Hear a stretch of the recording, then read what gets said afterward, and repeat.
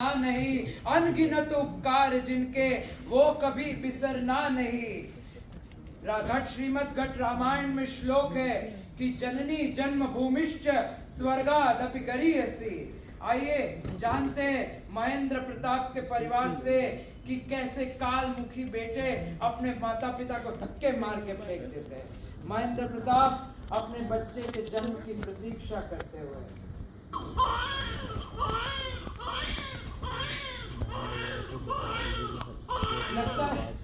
लगता है गोदावरी को संतान हो गई। महेंद्र प्रताप जी, कंग्रेचुलेशंस, आपको बेटा हुआ है। बेटा लाई डॉक्टर साहब, हमारा बेटा, हमारा राम बेटा।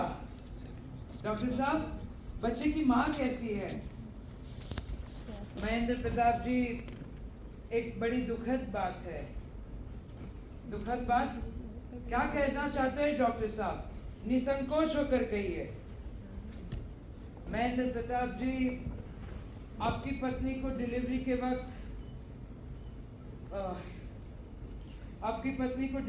वक्त पोस्टमार्टम हेमरेज हो गया। मतलब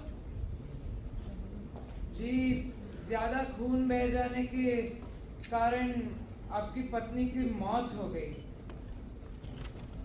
हे ईश्वर, गोदावरी, तुम इन परिस्थितियों में हमें और हमारी संतान को अकेला छोड़ के चली गई। कोई बात नहीं, अब मैं अकेला माँ बाप दोनों बनके अकेला अपनी संतान का पालन करूंगा। अकेले हम, अकेले तुम, जो हम तुम संग है तो फिर क्या गम। तू मेरा दिल, तू मेरी जान। समय अपना चक्र परिवर्तित करता है। तुलसीदास जी द्वारा रचित रामचरित्र मानस में श्लोक है कि बीता समय चक्र की छाया, नियति दिखाए अपनी माया। महेंद्र प्रताप सिंह आयु के कारण वृद्ध होने लगे और उनका पुत्र ऋषभ बड़ा हो गया, 25 वर्ष का हो गया। महेंद्र प्रताप सिंह ने अपने बेटे को विलायत भेजा पढ़ाई करने के लिए। अरे हमारा चश्मा बाहर क्यों नहीं आ रहा कुर्ते से? हाँ भाइयों बहनों, गोदावरी के जाने के बाद मैंने अकेले अपने बेटे को पाला पोसा, इस काबिल बनाया कि वो विलायत जाके पढ़े और हमारा सारा कारोबार, काम धंधा, माल मिलकत सब आराम से संभाले और मैं थोड़े वर्ष के बाद निवृत्त हो जाऊं। और मेरा एक सपना है कि गोदावरी के नाम पर एक मुफ्त अस्पताल बनाया जाए जिसमें कोई माँ अपने बच्चे को जन्म देते हुए मृत्यु के घाट न उतरे। आता ही होगा हमारा बेटा थोड़े समय बाद। ऋषभ का प्रवेश होता है। पापा, पैर सब विलायत जाके सभ्यता और संस्कार भूल गया। नहीं पिताजी, जीते रहो जीते रहो। बहुत कर ली वहां विलायत में उन गोरों की नौकरी। अब अपने देश में रहो, अपना कारोबार संभालो और प्रगति करो बेटा। पापा, मैं आपसे यही कहना चाहता था। मैं चाहता था कि आप मुझे कंपनी का एमडी बना दे। कंपनी का एमडी? बेटा, अभी तो तुम्हें अनुभव की कमी है, अभी तो तुम्हें काफी सीखना है हमारे अंदर रह के, और अभी तो मेरी उम्र भी नहीं हुई रिटायरमेंट की। ओ पापा, आपकी जो अब इतने पुराने जमाने के, ये एआई का जमाना है, नई टेक्नोलॉजी इसके साथ आगे बढ़ी, आप उससे डील नहीं कर पाएंगे। जवान खून हूं मैं, आगे बढ़ने दीजिए मुझे प्लीज। मेरी ग्रोथ में ना हर्डल्स मत बनिए प्लीज। बेटा, लेकिन मेरे अंदर रह के कुछ सीखना।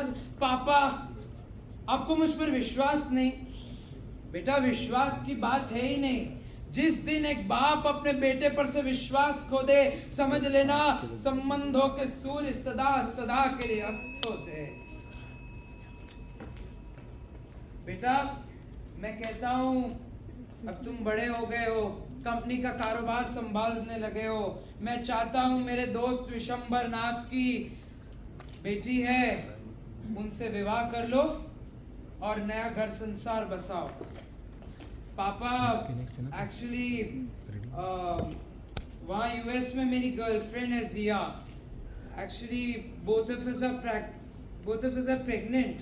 क्या बिना विवाह किए तुमने किसी स्त्री को गर्भवती बना दिया? पापा हो गया, हो जाता है, माफ कर दीजिए। ठीक है, जाओ ले आओ उससे और शादी करो। ऋषभ शादी करता है अपनी पत्नी के साथ और आता है। पापा मैं चाहता हूं आप ये घर हमारे नाम कर दे, घर और सारी जमीन। मगर बेटे क्यों ऐसा? पापा मैं चाहता हूं माँ का सपना पूरा हो जाए ताकि हम फ्री मुफ्त अस्पताल बना सके।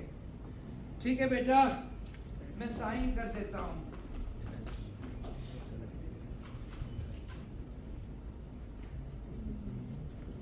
एक दिन पार्टी से महेंद्र प्रताप की गर्भवती पत्नी यहाँ नीचे आती है शराब पी के। अरे ये कैसी आवाज थी? अरे बहू तुम इस अवस्था में शराब पी कर आई हो? ओ प्लीज आप हमारी पर्सनल लाइफ में इंटरफेयर ना करें तो बेहतर होगा। अरे बहू इस अवस्था में ये सब ठीक नहीं है और हमारे घर की बहू बेटियां इस तरह शराब नहीं पीती। और इस शराबी ओल्ड फौजगर, मर्यादा में रहो, अपनी भाषा संभालो। ऋषभ अपनी पत्नी से कह दो, वरना क्या?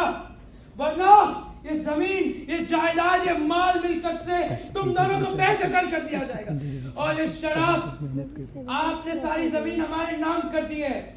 सिक्योरिटी इसे धक्के मार के फेंक छोड़ो, हम मालिक हैं इस घर के, छोड़ो। अरे राक्षस तुझे जन्म दिया, इससे पहले तेरी मां मर गई, इससे पहले तू क्यों नहीं मर गया?